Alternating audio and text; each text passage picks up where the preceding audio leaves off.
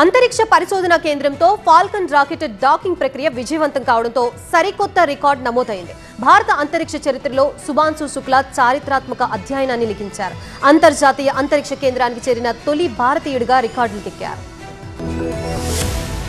అంతర్జాతీయ అంతరిక్ష కేంద్రంతో డ్రాగన్ వ్యోమనౌక అనుసంధానమయ్యే డాకింగ్ ఘట్టం విజయవంతమైంది. 25న మధ్యాహ్నం 12 గంటల 1 నిమిషానికి ఫ్లోరిడాలోని నాసా కెనడీ అంతరిక్ష ప్రయోగ కేంద్రం నుంచి నింగిలోకి దూసుకువెళ్లిన డ్రాగన్ రాకెట్ 28 గంటలు ప్రయాణించి ఐఎస్ఎస్ కు చేరుకుంది. యాక్సిమ్ 4 మిషన్ కు సంబంధించిన డాకింగ్ ప్రక్రియ పూర్తి కావడంతో 1-2 గంటల పాటు పూర్తి స్థాయిలో తనిఖీలు సర్దుబాట్లు చేసుకుని 4 వ్యోమగాములు ఐఎస్ఎస్ లోకి ప్రవేశించారు. ఐఎస్ఎస్ లో డ్రాగన్ వ్యోమనౌకలో పీడనం ఒకే తీరులో ఉండేలా చూసుకుని లీకేజీలు ఏమైనా ఉన్నాయా అని పరిశీలించిన తర్వాత శుభాంశు టీం ఐఎస్ఎస్ లోకి ఎంటర్ అయింది. భారత వ్యోమగామి శుభాంశు శుక్లాతో పాటు 4 వ్యోమగాములు వెళ్లిన డ్రాగన్ వ్యోమనౌక ఐఎస్ఎస్ తో అనుసంధానం డాకింగ్ చాలా సంక్లిష్ట సున్నిత ఆపరేషన్. అంతిమంగా ఐఎస్ఎస్ కు చెందిన హార్మనీ మాడ్యూల్ తో అనుసంధానమైంది. డ్రాగన్ క్యాప్సూల్ లో ఉన్న 4 ఐఎస్ఎస్ కు చేరగానే చిరునవ్వులు చిందించారు. ఐఎస్ఎస్ లో అంతకు ముందే ఉన్న 7 వ్యోమగాములను కౌగిలించుకొని సమర్పడ్డారు. ఒకరికొకరు శుభాకాంక్షలు చెప్పుకున్నారు. ఇక భారత వ్యోమగామి శుభాంశు శుక్లా బృందం అంతర్జాతీయ అంతరిక్ష కేంద్రంలో 14 రోజుల పాటు గడపనుంది. దాదాపు 60 ప్రయోగాలు చేయనున్నారు. అందులో human physiology, nutrition, seed germination లో మైక్రో గ్రావిటీ పరిశోధనలు ఉన్నాయి.